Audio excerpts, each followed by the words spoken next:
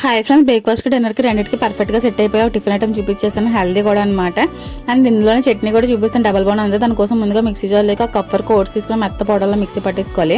ఒక మిక్సింగ్ బౌల్లోకి ఆ పౌడర్ యాడ్ చేసుకుని ఇందులో ఒక కప్ వరకు గోధుమ పిండి, రుచి సరిపడ సాల్ట్, చిటికెడు వంట సోడా, ఒక అర కప్ వరకు పెరుగు కూడా యాడ్ చేసుకుని కొంచెం కొంచెం వాటర్ యాడ్ చేసుకుని ఉండలు లేకుండా దోశ బట్టర్ అలా కలుపుకుని అలా కలిపేసుకుని ఒక అరగంట సేపు పక్క పెట్టుకోవాలి.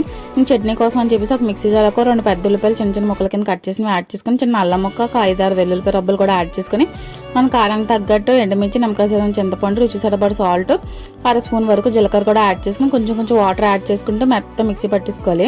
స్టవ్ మీద ప్యాన్ పెట్టి ఆయిల్ యాడ్ చేసుకుని ఆవాలు, జీలకర్ర, కరివేపాకు బాగా ఫ్రై చేసుకుని తిరమాత పెట్టుకొని కొంచెం పచ్చివాసన పోయేదాకా ఫ్రై చేసుకుంటే సింపుల్ చట్నీ రెడీ అయిపోయింది.